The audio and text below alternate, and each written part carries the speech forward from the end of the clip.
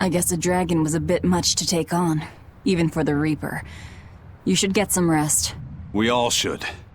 I'll just get the crew started on readying the ship for our next departure. All right, you go do that. Laphicet, you should get some rest too.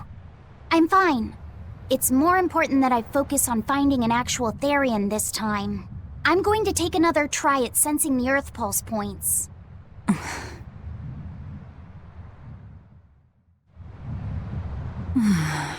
You're as stubborn as ever, Fee.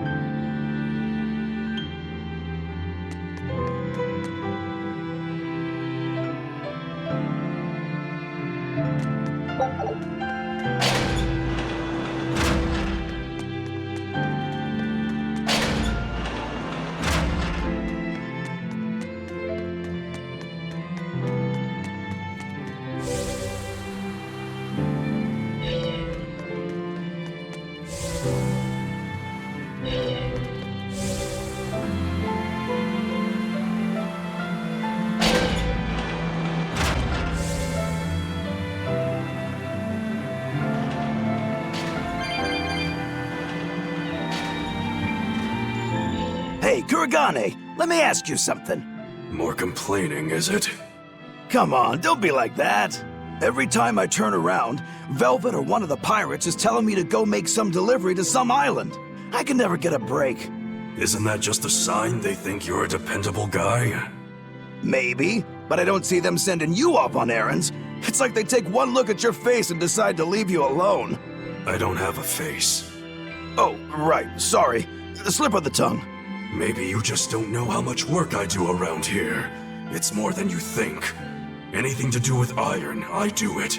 Making tools, repairing things. What do you take me for? Some kind of cheeky freeloader? I don't even have cheeks. You're too funny. But doesn't it ever annoy you to have all these kids giving you orders? I've spent my entire life thinking of nothing but forging swords. It's been centuries since I've interacted with youngsters like them. They can be a hassle, but at least it's a new hassle. Yeah, that's what I thought at first, so I went along with whatever they asked. But I've been too nice, so they keep pushing work onto me. Maybe if I hadn't been so helpful, they would have stayed out of my face like they stay out of yours. I don't have a face. That's not the point! Aren't you even listening to what I'm saying here? You need to make up your mind. You and I got on this ship alongside these people, who are putting themselves in great danger in order to live the lives of their choosing.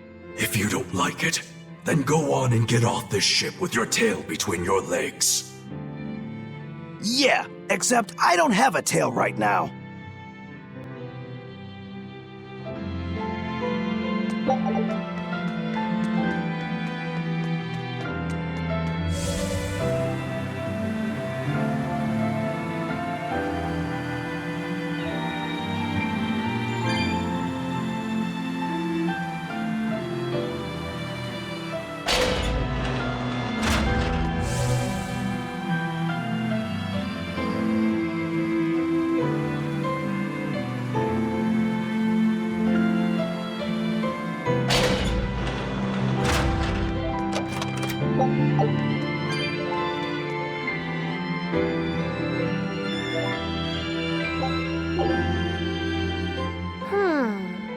Did you ever figure out if that bug was a stag or a rhinoceros beetle?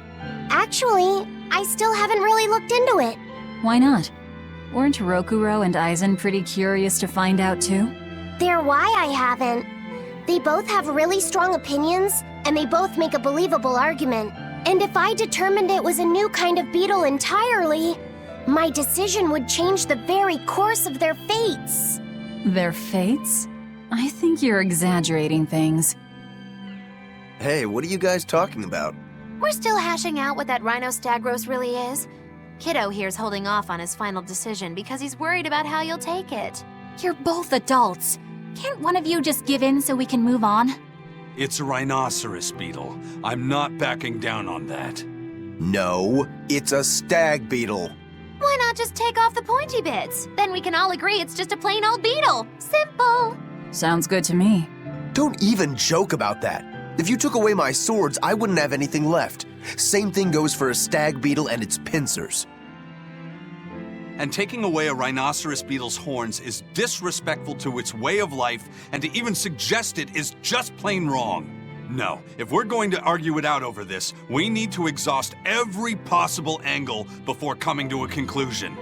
It's the right thing to do. Madam Eleanor! Here's that Field Guide to Rare Insects of Midgand you wanted me to get you! Thanks, Bienfu. Surely this book will have something about that bug. Yeah, here it is. This beetle's real name is... Argonathocrassus, the thick-jaw beetle. It's named for its jaws? That must make it a stag... It's a drone beetle. The field guide says it's a really rare variety, too. I guess that's that. No, you're wrong. It's a brand new species. I call it the Laphicet Rhinostagros. That's my decision and I'm not backing down.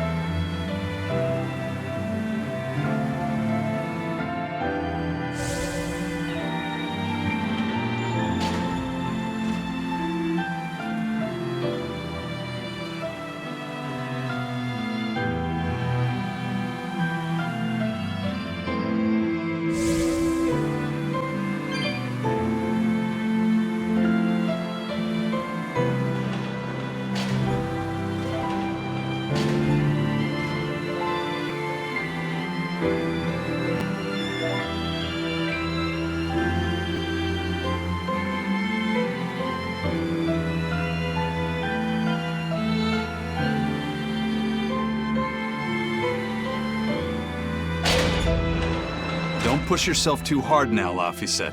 You hear me? I hear you. I told everyone I could find the Therians, but I've only sent us to the wrong places. Aizen, is there any way to boost Amalok's powers? I guess it's okay for me to tell you this. The majority of Malakim today have their consciousnesses sealed away to be used as mere tools for the exorcists. But originally, Malachim were beings who received prayers from people, and in return bestowed their blessings upon nature and mankind. So you're saying that when humans pray to a Malak, the Malak receives great strength? Yes. In general, at least. Some Malachim, like me, buck the system and bring about misfortune rather than divine grace. Oh, that's unfortunate. But who would ever pray to me? Maybe you didn't lead us to any Therians, Fee, but it's not like we came back empty-handed. We found Orichalcum to use against Shigure, and we also learned we can hold our own against a dragon. Velvet. So where should we go next, Fee? Northgand! There's a big Earth Pulse point north of Helivis! Works for me. Eisen? We can leave whenever you want. Doesn't matter to me. And I'm all set. Let's make our way to the harbor. When I say prayers, I don't mean outright worshipping. All I'm talking about are earnest thoughts and feelings directed at you. I see. So I'm already receiving prayers then.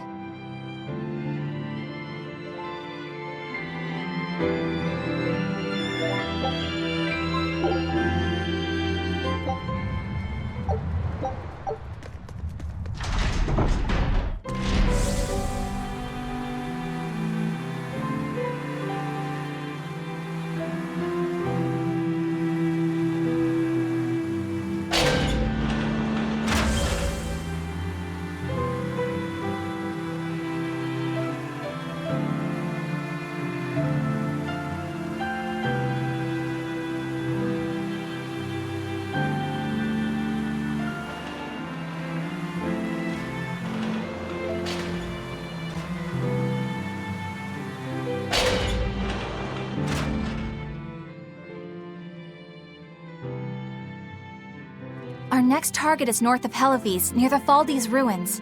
In light of everything we know, I'd say it's highly likely we'll find a Therian there. Let's hope! Then we should make our first stop, Port Helivis. With the, mischief we got into last time, getting into the city might prove difficult. Benwick, how are things in Helivis right now? That shipping guild that used to handle our mooring is pretty much toast, but for some reason, the Abbey isn't watching the port as much as they once were. Unfamiliar ships have been hauling in relief supplies, so if we pose as one of the transport ships, I think we can slip in. And if we divert some supplies to an unofficial channel, we might be able to secure a new mooring partner. Smuggling in relief supplies for our own disaster. Cheeky bastards, aren't we? It's what'll get us in. That much is true. It's a plan. Roger. I'll get right on it. Hey, Eleanor. Abbey exorcists don't pray to their tethered Malachim, do they? You mean something besides our oaths? An oath is a magical formula that grants you power in exchange for binding you to a rule, right? Yes, though that is simplifying it a bit. When Malachim receive human prayers, they bestow their blessings upon people and nature. Eisen told me that we Malachim grow stronger when humans pray to us. Prayers and blessings? I've never heard of that. I used to think the same way as the other exorcists. Malachim are merely tools that allow us the use of arts. Yeah, that's what I figured. But Innominat is different.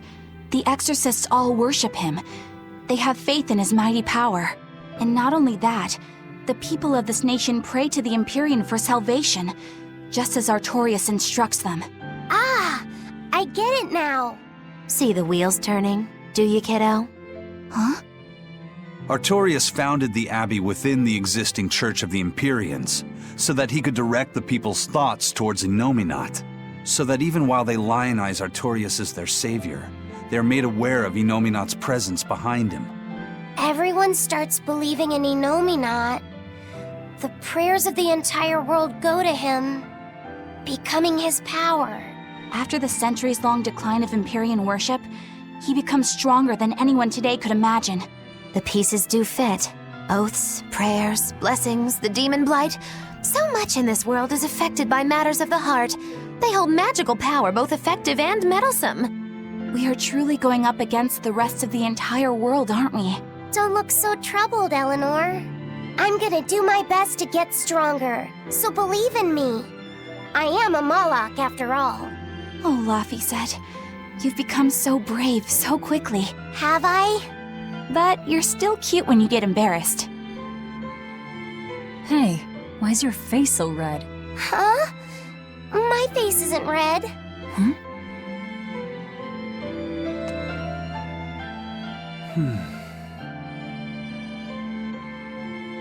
Hey, Eisen. What's it feel like to get a letter? I don't feel anything, nor do I want or need to. There's no joy in receiving these things. Huh? Why not? Don't be so shocked. Look, it's just an invoice from the turtles. What's the big deal anyway? Do you wish you get letters too? Yeah. But I don't have anyone to send letters to. Let alone anyone who would send me any. Laphicet, I've got a letter for you. What? Really? Who could it be from? The sender is... Bienfu? Yup. You got a letter from yours truly. I figured you'd be wanting someone to send you a letter right about now, so I wrote one up for you. What do you think? You're happy, right? Oh, yeah. Thanks, Bienfu. I'll even read it for you. Dear Moloch Laphicet, I hope that this letter finds you in good health and high spirits. Thankfully, I'm doing well myself, with no major changes to report. Bienfu's taking all this so seriously. It's so rare to actually see him like this. As you're aware, I've been spending my days ironing Magilu's outfits, sewing her buttons, and washing her hat and tremendously long socks. Recently, however, I made the mistake of remarking to her that she might not have been quite as slender as she once was in her younger years. She hung me upside down from the roof in the middle of the cold. I nearly became a frozen Normansicle.